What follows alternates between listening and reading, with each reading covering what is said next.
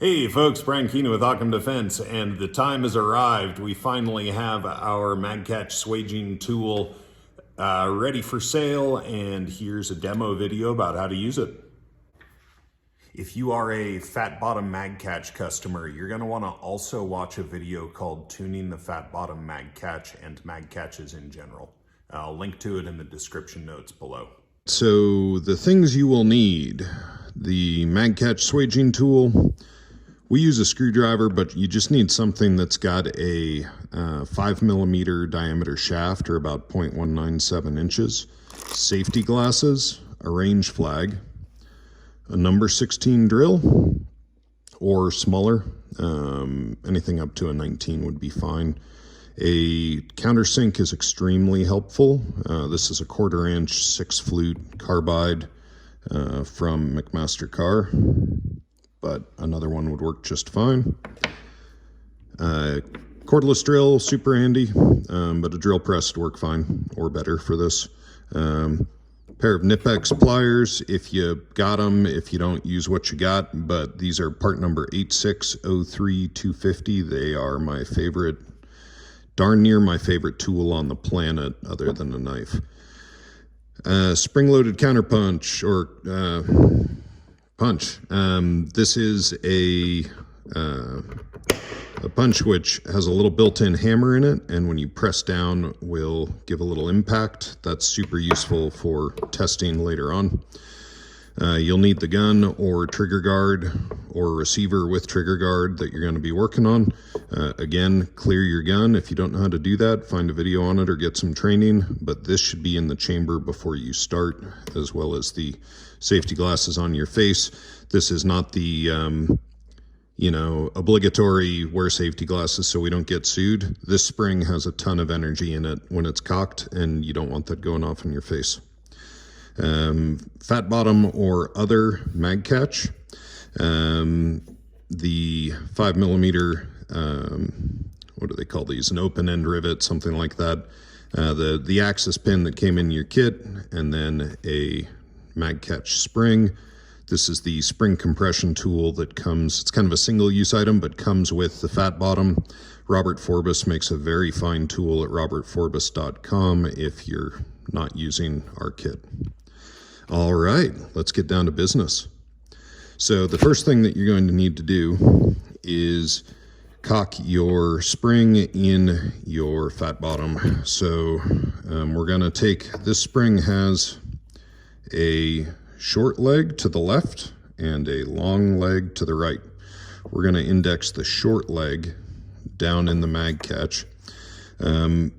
If you were one of the first to buy a fat bottom, it may have been missing this slot, which turns out to be critical for some but not all springs.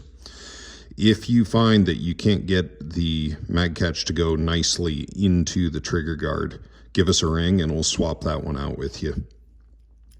All right, so we're going to put, again, with the short leg of the spring touching the fat bottom down, put the screwdriver or other 5mm pin through here, and we're going to line up the fat bottom.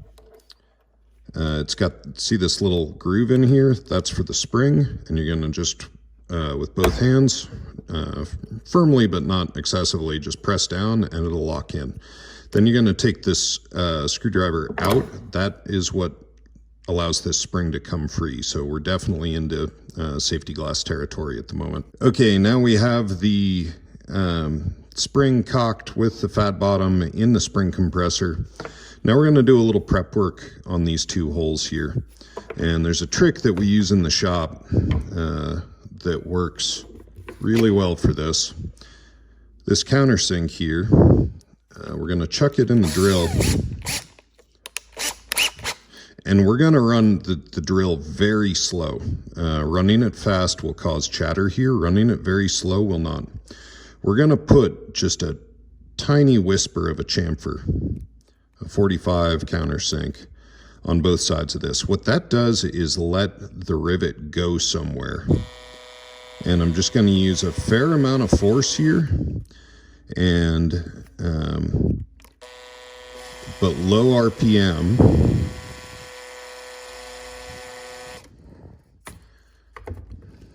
And I really like this one here. And it's probably only going down 0.10 of an inch, maybe 1/8 of the way down. Not even. This one's a little excessive, but it's going to work out fine. I wouldn't want it to go more than that. Let's see if I can get you a zoom in here. There we go. That's a little much. Let me see if I can. Okay, that's a little much. And that is like perfect. Okay. All right, once we've prepped the trigger guard and compressed the spring, we're ready to mate everything and get going.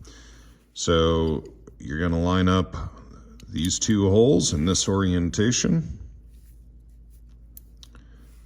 And take your pin and slide it in. You're going to probably hit some resistance as you slide by the springs. The best way to get past, you can maybe see, let me see if I can zoom in here. If you can see right there, there's a spring in the way of the pin a little bit. And so we're going to push down. We will likely need to jimmy it over a little bit with the screwdriver. But I think we're going to be able to get pretty long way just pushing down on the edge of a bench. Okay, that got us to the edge of the fat bottom. Now we'll just take our screwdriver and jimmy it over just a little bit, and while pushing down, it's going to drop right in. So that looks about right. I'm centering this up by pinching it with my fingers, centering the pin up. And then I'm going to pull the spring or compressor there, checking that it's sticking out evenly both sides. Now I'm going to bring it up. And if you're working with a gun at this stage, you might build a cradle for it out of a couple pieces of 2x4. Or if you've got a gun vise, that's great. Just don't put the receiver in a regular mill vise or other kind of vise. You will crush it. Now we're going to want to size this so that it can go over the rivet or the axis pin, whatever you want to call it. Okay, so now I've got just a tiny bit of pressure on it, and it's hinging. The two balls are grabbing the detents in each end of the pin. This is great. Okay, see where I'm at? Just kind of taking the slack out of it. I'm right at about 12 o'clock there. For this pin that we make, it needs about a full turn. With other pins that are made differently, you might need a different schedule than this. But I've found pretty good results going about a turn once you're kind of fingertip tight here. So we'll go one turn, and then the other half turn. It's coming pretty tight, right? I'm probably about 20 degrees, more like 40. Something like that. Yeah, once you hit there's like you'll hit there'll be the first bit where you're just coming tight, and then for that turn, most of it you'll be cranking and you'll feel movement. You'll get resistance, but you'll feel like you're getting somewhere. At a certain point, you're gonna hit a ledge, or it just is, you'll have to really start cranking on it harder. That's a good time to stop and check. So let's do that now. First test, does this thing move freely or is it bound up? It is definitely moving freely. Second test is just visually, does that look nicely swaged? Yes, it does. Does this look nicely swaged? Yep, I think we're gonna be good, but to check that, you're gonna give it some hits with the impact hammer here.